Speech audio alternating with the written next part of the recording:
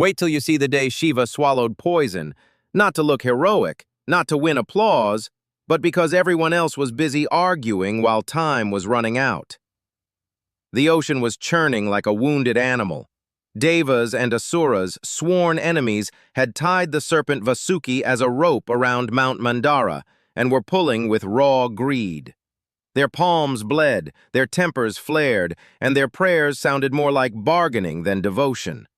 They weren't churning for wisdom. They were churning for Amrit, immortality, because everyone secretly fears being powerless, even gods. At first the sea offered wonders, shining jewels, celestial beings, treasures that made eyes widen and hearts forget what they had come for.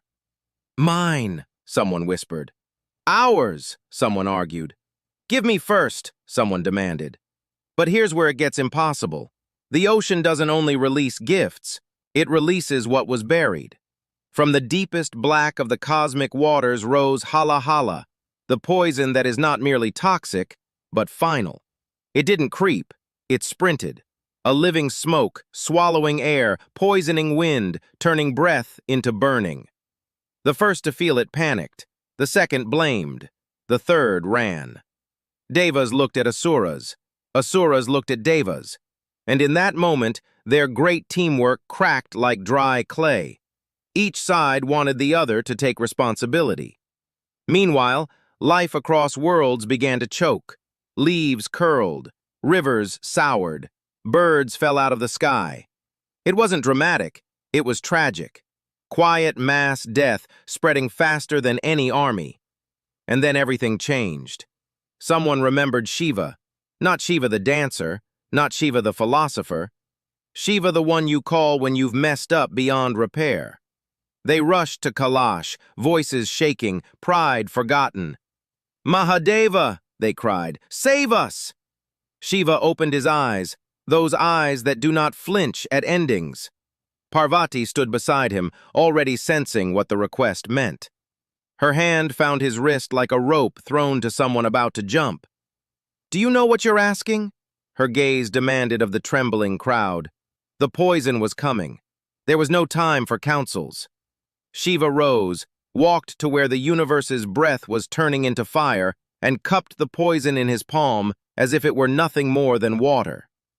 Parvati's heart slammed against her ribs. "No," she whispered, not like a goddess, like a wife. But Shiva's face was steady. "If not me," his silence answered, "then who?" What happened next, no one expected. Shiva drank it. Not a sip, not a symbolic taste.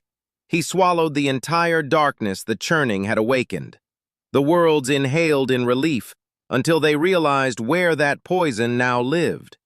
Shiva's throat burned, turning blue, the color of a bruise on eternity. His body trembled once, just once, and Parvati moved like lightning. She wrapped her arms around him and pressed her palm to his neck, holding the poison there. "Stay," she commanded the venom, as if speaking to grief itself. "You will not go lower. You will not touch his heart." And in that intimate grip, wife against husband, love against apocalypse, Nilkanth was born. The twist isn't that Shiva survived. The twist is why. Because everyone came to him as savior, but in that moment, the true saving wasn't power. It was containment. Shiva didn't erase poison from existence. He didn't pretend the churn never happened.